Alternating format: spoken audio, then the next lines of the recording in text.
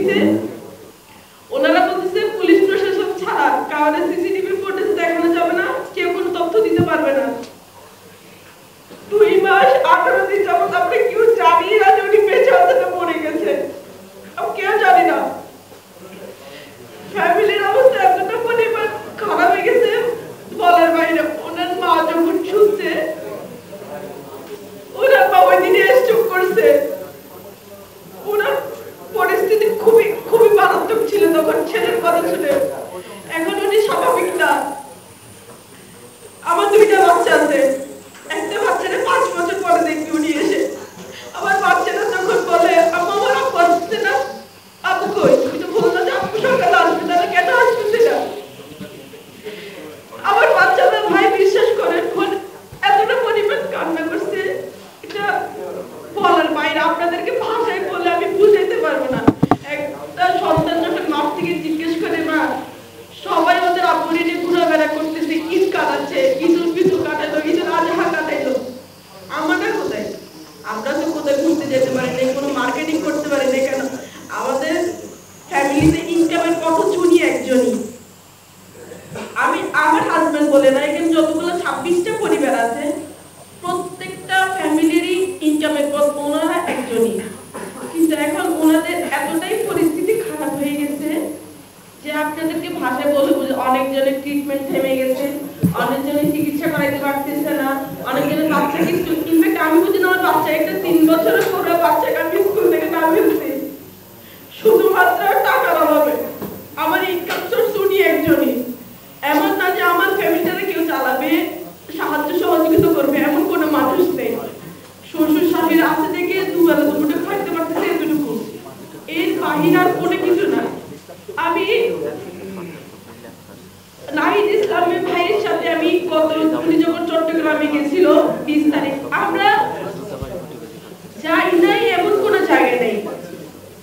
রাজনীতিবিদরা বলেন, যত নেতা কর্মী আছে, ধরি নেই এমন কোনো জায়গা নেই, যাই নেই এমন কোনো মানুষ নেই। পররাষ্ট্র মন্ত্রণালয় বলেন, প্রবাসী কল্যাণ মন্ত্রণালয় বলেন, আসিফ স্যারের কাছে বলেন, প্রত্যেকটা মানুষের কাছে আমরা গেছি, কিন্তু আমরা হতাশাগ্রস্ত। সবাই আমাদেরকে আশ্বাস দিতে চলে আসবে, আলহামদুলিল্লাহ, টেনশন করি না, চলে আসবে। কিন্তু ভাই ওনারা যে বলে যে টেনশন করি না, টেনশনটা করা লাগে না, এটা অটোমেটিকলি চলে আসে। একজন ওয়াইফের কাছে, একজন মার কাছে, একজন বোনের কাছে ওইজন মানুষ যে নাই মিসিং থাকে, ওইটা শুধু ওই ব্যথাটা ওনারাই জানে। সবাই বলে যে চলে আসবে, টেনশন করিয়ে না, কিন্তু টেনশন করিয়ে না, টেনশন কেউ নিজ থেকে করে না, এটা অটোমেটিকলি চলে আসে। পরিবারের অবস্থা দেখে, বাচ্চাদের অবস্থা দেখে, মা বাবার অবস্থা দেখে, এটা কি বলবো, ভাষায় প্রকাশ করার মতো না। তো আমি ভাইদের কাছে, আপনাদের কাছে, সাংবাদিক ভাই বোনদের কাছে, এনসিপির কাছে, সবার কাছে এতটুকু প্রত্যাশা রাখি যে আমাদের ফ্যামিলিগুলোর আপনারা একটু সহযোগিতা করবেন।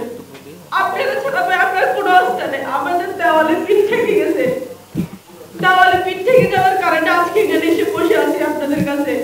কেন? আজকে 11 মাস, 11টা মাস আমরা কিভাবে চলি আল্লাহ ছাড়া কেউ জানে না, সেটা আপনাদেরকে ভাষায় বলে প্রকাশ করতে পারবে না। আমার 2টা বাচ্চা আছে, যখন বলতেছে মা ওদেরকে নিয়ে আনে, হ্যাঁ তোমার আব্বুকে আমি যাচ্ছি তো এখন আনার জন্য, আমার বাচ্চা এখন অসুস্থ, আমি বলতে চাচ্ছি আলহামদুলিল্লাহ তোমার আব্বু চলে, তুমি আল্লাহর কাছে দোয়া করো আব্বু এখনই চলে আসবে। আমার ছেলে বলছে আমি তাহলে বসে মোনাজাত করবো, হ্যাঁ করো, সমস্যা নাই। বাচ্চাদের কথা আল্লাহ তাআলা বেশি শুনে, আমি আমার বাচ্চাকে এতটুকু ভরসা দিয়ে আসছি এখন পর্যন্ত। তো আপনাদের কাছে বেশি কোনো কিছু বলবো না, আমি এতটুকু চাই আমাদের মানুষগুলোর আপনারা ফিরে আনেন, যারা 11 মাস পর্যন্ত আরব আমিরাতে আল সদর কারাগারে বন্দী আছে। আপনারা কূটনৈতিকভাবে পারেন, আপনারা যেমনি সাহায্য সহযোগিতা করেন, আপনাদের কাছে আমরা সাহায্য চাই, সাহায্যের জন্য আজকে আমাদের এখানে। আসসালামু আলাইকুম। আমি এখন বেশ সময় নষ্ট করবো না, আমি একমাত্র ওটাও বলতে চাই যে আমরা পররাষ্ট্রমন্ত্রীর কাছে গেছি, স্বরাষ্ট্র মন্ত্রণালয়, মুক্তিযোদ্ধা মন্ত্রণালয়, কত মন্ত্রণালয়ে গিয়ে আমরা দিনের পর দিন সময় কাটাই, কিন্তু তারা আমাদেরকে বলছেন হ্যাঁ আজকের থেকে তোমাদের কাজ এগুলো চলমান থাকবে আর আমরা এটা আমরা ব্যবস্থা নিব, এইরকম করিয়ে আমরা আশ্বাস দিই, কিন্তু কাজ কিচ্ছু হয়েছে না। আজকে 11 মাস আমার বাড়ির এই বাচ্চার মা অসুখ, এরকম অসুখ যে আমি ডাক্তার নিবুনি ওই নিবুনি আমি নিজেও জানি না, এরকম অবস্থা।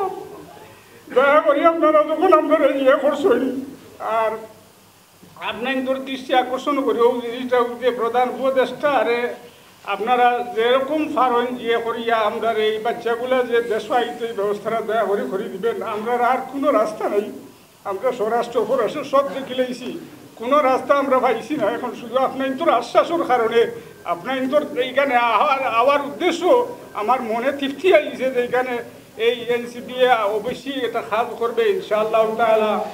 আর আমি আশা ইয়ে করছি আর আমি এখনো জোড়াতে অনুরোধ করবো এখানে সবু ইয়ে আমরা ভাই বাদিরা এই দুঃখ কষ্টর মাঝে আছে। 3 মাস 4 মাস পর্যন্ত কোনো টেলিফোন প্রথমে আমরা পাইছি না। আমার ছেলেরা এই গ্রেপ্তার করছে নভেম্বরের 13 তারিখ গ্রেপ্তার করছে, তারে ফোন দিছে প্রথমে যে সিআইডি অফিসে যাওয়ার জন্য। তো 2-3 দিন একটু ইয়ে করছে, পরে বলছে যদি তোরে ধরতে পারি তাহলে অসুবিধা হইব। এরপরে আমার ছেলে 13 তারিখ ওইখানে গেছে, যাওয়ার পরে আটকাইছে। এই 3-4 মাস ফোন পাইছি না। এখনো মাঝে মধ্যে ফোন করে, খালি ফোন করি আমার কি করতেছো তুমি তাই দেখো, আপনার অস্তিত্ব আর রইল না। 18-19 বছরের বাচ্চা আমার পিছনে আজকে 1 বছর দেবে, কিন্তু আর বাড়ির অবস্থা আমাদের খুব অবস্থা খারাপ। দয়া করি আমি জোড়াত করি বারবার আপনাদেরও কই আর আপনার দুঃখ যখন আপনারা বুঝছেন শুনছেন, দয়া করি আমাদেরকে এই বিপদটা জেলা উদ্ধারের আগে আল্লাহ আপনাদের উশিলাটা করবা আর প্রধান উপদেষ্টার দৃষ্টিকে আকর্ষণ করিয়া যাতে আমরা এই বাচ্চাগুলি এখান থেকে আমরা আনতাম পারি আর এই বিপদ থেকে আমরা উদ্ধার হইতাম পারি। দয়া করি আমরা এই উপকার করবা আর এই বিদায়। আসসালামু আলাইকুম।